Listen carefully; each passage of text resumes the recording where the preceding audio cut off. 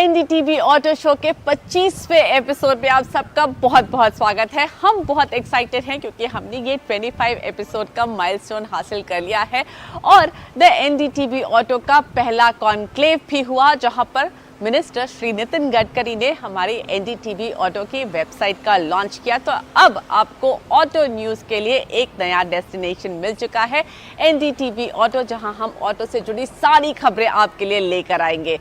अब बात करते हैं आज के शो की और बताती हूँ आपको क्या खास होने वाला है आज के शो में। नेक्सॉन ईवी का लॉन्ग टर्म रिव्यू, नई होंडा अमेज का डिटेल्ड वॉक अराउंड। जब भी बात होती है ईवीज की तो उनके लिए सबसे ज़्यादा अहम होता है रेंज और उनके साथ रोज़ रहना, उनको इस्तेमाल करना कितना आसान या फिर मुश्किल है। यही पता किया ध्रुव अत्री ने नेक्सॉन ईवी के लिए। उन्होंने नेक्सॉन ईवी को 3 महीने अपने पास रखा और ये है इसका लॉन्ग टर्म रिव्यू। भूल कर भी इलेक्ट्रिक कार मत खरीद लेना। ये मेरे शब्द नहीं है, ये मेरे फ्रेंड के शब्द हैं जब उसने मुझे एक इलेक्ट्रिक कार में देखा। मैंने उसको भी क्लियर कर दिया कि ये टाटा नेक्सॉन ईवी जो आप देख रहे हो ये मेरी गाड़ी नहीं है, मैंने इसे ख़रीदा नहीं है। ये टाटा नेक्सॉन हमारे पास एज अ लॉन्ग टर्मर आई है और इसको मैंने 2 महीने के दौरान चलाया है, डे टू डे फंक्शनिंग में इस्तेमाल किया है।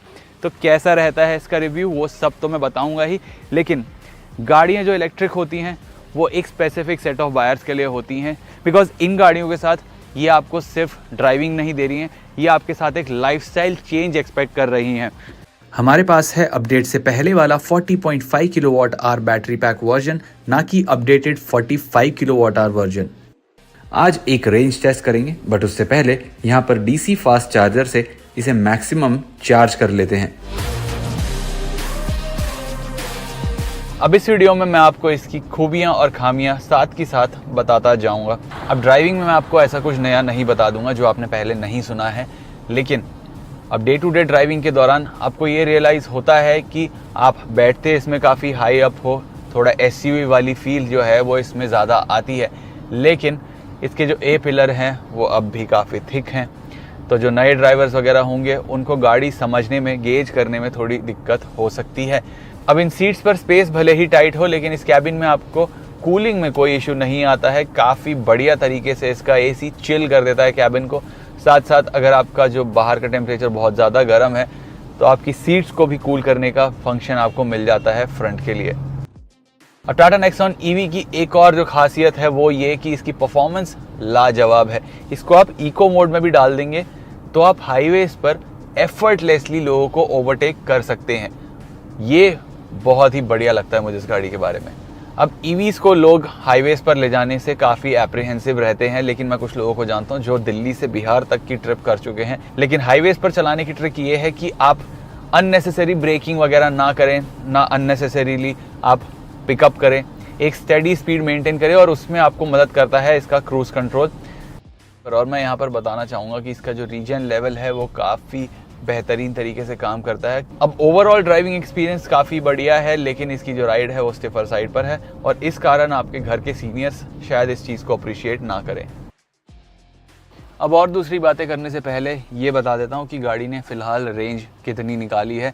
यूजुअली जो ओवरऑल मैं रेंज निकाल चुका हूँ वो 300 से 320 किलोमीटर के बीच में है, बट वो मैं बहुत लाइट फुट से चलाता हूँ। मैं एंटिसिपेट करता हूँ, मैं सडन ब्रेकिंग वगैरह नहीं करता हूँ, रीजन का काफ़ी इस्तेमाल करता हूँ, ना सडन एक्सेलरेशन करता हूँ, तब जाके मुझे ऐसे नंबर्स मिले हैं।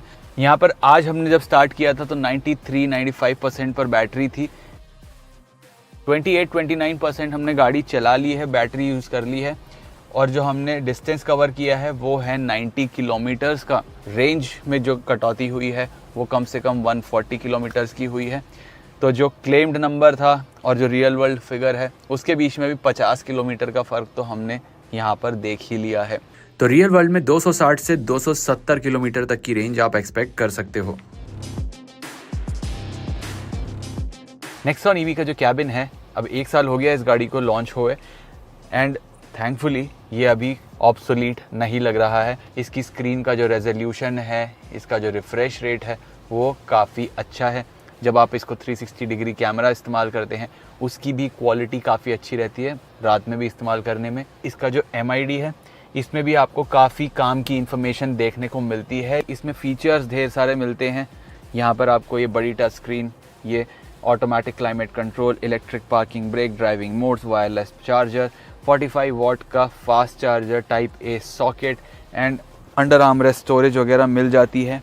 एंड जो डोर पॉकेट्स हैं यहाँ पर भी आप 2 लीटर की बॉटल आराम से डाल सकते हो, तो वो बढ़िया प्रैक्टिकल टच आपको देखने को मिलती है। इसका जो ग्लव बॉक्स है वो भी काफ़ी अच्छे साइज़ का है। अब इस गाड़ी के कैबिन में जो कमियां हैं, जैसे इसका जो पियानो ब्लैक फिनिश है, ऑफ कोर्स दूर से देखेंगे तो काफ़ी बढ़िया लगता है, लेकिन over a period of time usages के हिसाब से यहाँ पर स्क्रैचेस आ गए हैं इसके पियानो ब्लैक फिनिश में। स्टीयरिंग पर भी आपको थोड़े बहुत स्क्रैचेस देखने को मिलेंगे। यहाँ पर आपको टच सेंसिटिव बटन दिए गए हैं, तो ड्राइव करते समय अगर आपको एसी ऑन या ऑफ करना हो या फिर इसको आप ब्लोअर कंट्रोल वगैरह चेंज करना हो तो वो आपको थोड़ा प्रॉब्लम होती है, बिकॉज ये टच सेंसिटिव बटन्स हैं। यहाँ पर आपको नॉर्मल बटन्स दिए गए होते तो वो बेहतर रहता। मेरे साथ हो चुका है कि मैंने गाड़ी को ऑन रखा एंड मैंने इसको ड्राइव मोड में डाला तो ये ड्राइव में नहीं गई, ना रिवर्स में गई ना न्यूट्रल में गई, ये रही सिर्फ पार्क में, यानी आपका गियर सिलेक्टर काम नहीं किया। गाड़ी को मैंने 1-2 बार स्टार्ट किया, रीस्टार्ट किया, उसके बाद जाके ये चालू हुई। तो ये एक रिलायबिलिटी इशू है जिसके बारे में आपको जानना ज़रूरी है। यहाँ पर जो स्टोरेज स्पेस है फ़ोन रखने के लिए वो काफ़ी अजीब सी है, यहाँ पर आपको पहुँचना मुश्किल है। इसमें अगर आपको अपनी वायर प्लग इन करनी है तो वो भी थोड़ा ट्रिकी हो जाता है और उसको निकालना और भी ज़्यादा ट्रिकी हो जाता है। और यहाँ पर आपको कोई कप होल्डर्स भी नहीं मिलते हैं। रियर सीट्स की भी बात करूँ तो वहाँ पर अंडर थाई सपोर्ट काफ़ी कम लगता है। अगर आप लंबे पैसेंजर हो, 6 फीट के हो, तो आपका हेड ब्रश करेगा, बट आपके फैमिली के छोटे मेंबर्स जो हैं वो वहाँ पर आराम से बैठ सकते हैं। 5 फुट 8-9 इंच तक के पैसेंजर आराम से वहाँ पर कैरी ऑन कर सकते हैं, लेकिन अंडर थाई सपोर्ट वहाँ पर नहीं मिलेगा। तो अगर लंबी जर्नीज़ हैं तो वहाँ पर थोड़ी थकान ज़रूर महसूस होगी। इसका जो बूट स्पेस है वो ओके है, स्पेशल नहीं है। तो ये तो थी टाटा नेक्सॉन ईवी पर हमारी लॉन्ग टर्म रिपोर्ट। अगर आप ईवीज़ को लेके अभी भी कंफ्यूज हैं तो मैं आपको अपने एक्सपीरियंस से ये क्लियर कर देना चाहता हूँ कि इलेक्ट्रिक कार में आपका पैसे का तो खर्चा होता ही है, ये आपके ड्राइविंग एक्सपीरियंस में भी डिफरेंस लाती है, लेकिन सबसे बड़ा जो डिफरेंस लाती है ये आपके लाइफस्टाइल में।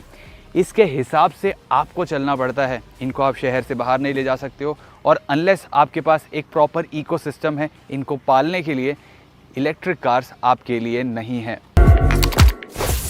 वेलकम बैक, आप देख रहे हैं द NDTV ऑटो शो। मैं हूं इस वक्त गोवा में, चलाने आई हूं नई होंडा अमेज, और इसका जो रिव्यू है, फर्स्ट ड्राइव रिव्यू, वो आपको NDTV ऑटो के YouTube चैनल पर मिलेगा सोमवार 16 दिसंबर को। लेकिन आज देखिए इसका एक quick walk around. Well, it seems that this December belongs to compact sedan. We saw Maruti launch its Dzire and now Honda has launched the new Amaze. This is the 3rd generation Amaze. Prices start at almost 8 lakhs and go up to 10.9 lakhs, almost 11 lakhs.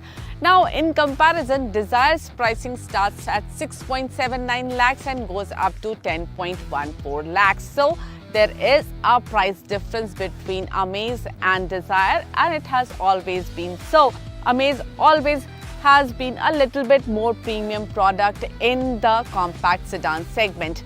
Now, what it also gets this time to justify its premiumness, this is a camera-based ADAS system, and हम अपने review में आपको बताएंगे ये वाकई कितना कामगर है। अब होंडा ने एक और काम किया है, जस्ट टू मेक श्योर कि वैल्यू कॉन्शियस बायर के लिए भी अमेज खरीदना आसान हो, वो 2nd जनरेशन वाली जो अमेज है उसको भी मार्केट में रखेंगे। उसके जो लोअर वेरिएंट्स है वो बाजार में होंगे और उनकी प्राइसिंग करीब 7.7 लाख के आसपास शुरू होती है। बट अब आपको बताती हूँ इस नई 3rd जनरेशन अमेज का एक quick walk around. 3rd generation amaze को देखकर ऐसा लगता है कि ये इससे जो बड़ी सेगमेंट की गाड़ियां हैं, एलिवेट और सिटी, उन दोनों से काफ़ी कुछ इंस्पायर्ड है। फ्रंट इसका काफ़ी एलिवेट से इंस्पायर्ड दिखाई देता है, स्पेशली ये ग्रिल, और इसके बाद जो रियर है वो सिटी से इंस्पायर्ड दिखाई देता है। उसके बारे में बात करेंगे। पहले फ्रंट में आपको बता देते हैं, यहाँ पर आपको ये चौड़ी क्रोम की स्ट्रिप दिखाई देती है जो ग्रिल के ऊपर आती है और हेडलैम्प के ऊपर भी आती है। Now you get full LED headlamp setup. यहाँ पर DRLs आपको दिखाई देंगे, LED DRLs। यहाँ पर हेडलैम्प्स जो हैं वो ट्विन यूनिट्स में दिए गए हैं और नीचे फॉग लैम्प भी मिलता है और वो भी LED फॉग लैम्प है। बम्पर एरिया भी वेल डिजाइन पता चल रहा है। जो बम्पर एरिया है वो यहाँ नोज पर थोड़ा सा टिप होता है और उसके बाद एकदम शार्प कट सामने दिखाई देता है। साइड में आपको यहाँ पर सबसे पहले नजर आएंगे जो इस गाड़ी में आपको एलॉयज मिलते हैं। 15 इंच के एलॉयज आपको यहाँ पर मिल रहे हैं और इनका जो लुक है वो अगेन सिटी की याद दिलाता है। इसमें जो टॉप वेरिएंट है उसमें आपको 15 इंच के एलॉयज मिल रहे हैं, लेकिन अगर आप इससे लोअर वेरिएंट लेंगे तो वहाँ पर 14 इंच के एलॉयज मिलेंगे। लेकिन ये जो टायर विड्थ है, जो इसकी प्रोफाइल है वो बेहतर आपको दिखाई देगी। 185/60 प्रोफाइल के टायर्स आपको यहाँ पर टॉप वेरिएंट में मिल रहे हैं। साइड से अब एक प्रॉपर 3 बॉक्स सेडान दिखाई देती है। यहाँ पर शोल्डर लाइन काफी प्रोमिनेंट है, आगे से पीछे की तरफ जाती है। ORVM के नीचे आपको यहाँ पर साइड व्यू कैमरा मिलता है। इसका ही व्यू आपको तब मिलता है जब आप इंडिकेटर देते हैं और ब्लाइंड स्पॉट डिटेक्ट करना थोड़ा सा आसान हो जाता है। यहाँ पर आपको कीलेस एंट्री मिल रही है और रूफ पर नजर आएगा आपको shark fin antenna. At the rear, you get these city-inspired tail lamps with these 3 strips here, giving it a little bit of differentiation. The lower bumper area is not so attractive. It's a little under-designed, I feel. But you let me know, how do you feel about the lower bumper area? You do have a little bit of design element added through these stop lights. Now, you get about 416 liters of boot space here, and the boot actually is pretty usable and wide enough to accommodate a lot of stuff. You can see we have kept a lot of stuff here, but I feel if you are carrying small bags, then at least 4 to 5 bags you can fit them easily. This is 416 liters. It has gone down from 420 liters, but still is a good amount of space for a compact sedan. What I also appreciate in this car is that they have lined the interiors of the boot space properly, which also helps in noise insulation, but it also looks a little better. This was missing in Dzire. On the inside, you first notice this 8-inch infotainment screen. Well, this screen looks a little bit small, especially now that we have gotten used to seeing a lot bigger screens, and also it's pretty basic. But you do get wireless Apple CarPlay, Android Auto, and the connectivity is very smooth. The response of the screen is also pretty good. You also have the 7-inch color TFT display. This looks very nice. This looks straight off the city. और city में जैसा आपको system मिलता है काफ़ी कुछ वैसा ही है, and you get a lot of information and you can customize it also a little bit. But एक चीज़ जो मुझे इस गाड़ी में बहुत पसंद आई, ये सारी टच स्क्रीन्स और सामने स्क्रीन बहुत बढ़िया है, but you get a lot of buttons as well. You get your AC controls here, you get all your controls on the steering, including your ADAS controls, and it makes using them a lot more easier. So much so that for your wireless charger as well, you get a button if you don't want to charge your phone because they get heated up while wirelessly charging. You can switch it off, and I appreciate this small little detail that has been given in this car. Now let's talk about the interiors. I think जो plastic की quality है वो ठीक ठाक है यहाँ पर.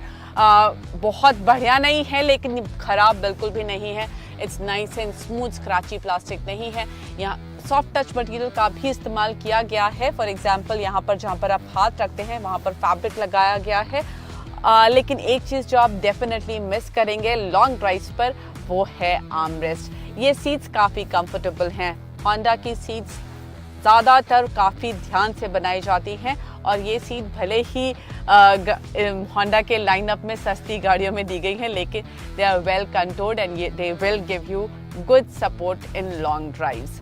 Now space की बात कर लेते हैं कि स्पेस आपको कितना मिल रहा है सामान रखने के लिए. तो ग्लव बॉक्स का जो साइज़ है वो अच्छा है, सामान वहाँ पर अच्छे से रखा जा सकता है. 2 कप होल्डर्स यहाँ पर दिए गए हैं.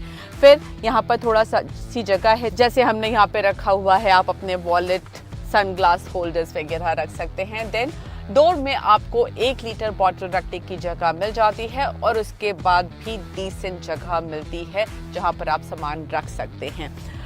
इसके साथ साथ मैं आपको ये भी दिखाना चाहती हूँ कि यहाँ पर आपको जो सनवाइजर्स मिल रहे हैं उनमें आपको वैनिटी मिरर भी मिलता है।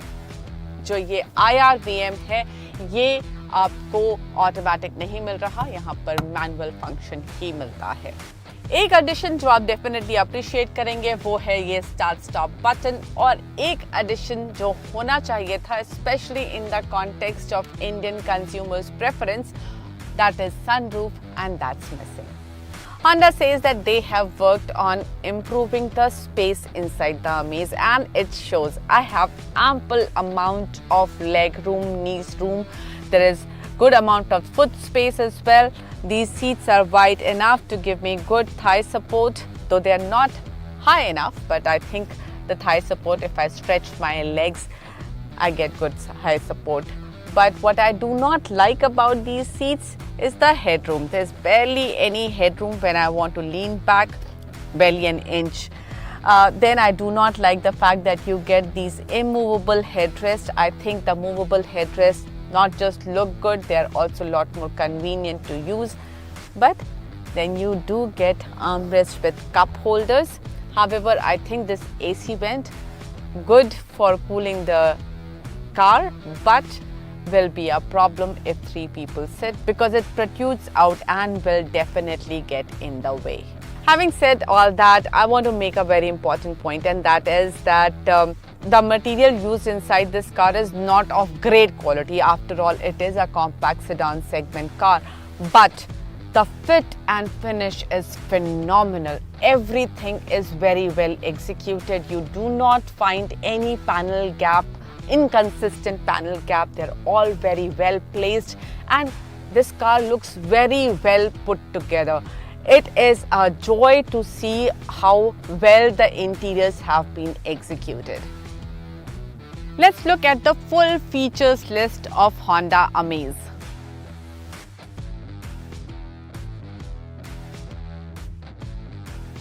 In terms of safety, you get 6 airbags as standard. You get hill descent control, electronic stability control. You still get a 1.2-liter 4-cylinder petrol engine, which gives you 90 HP power, 110 Nm of torque. Comes paired with a 5-speed automatic or a CVT gearbox. In the CVT option, you will also get paddle shifters, so you can shift gears when you feel like changing them. You get a mileage of roughly 19.5 kpl with the CVT gearbox and 18.5 with the manual. Well, आज के लिए इतना ही. I hope आपको आज का show पसंद आया. आप अपना फीडबैक हमें दे सकते हैं NDTV ऑटो के YouTube चैनल पर. आप हमारे साथ जुड़ सकते हैं आपके फेवरेट सोशल मीडिया प्लेटफॉर्म पर भी. अगले हफ्ते फिर मुलाकात होगी. तब तक के लिए बाय बाय.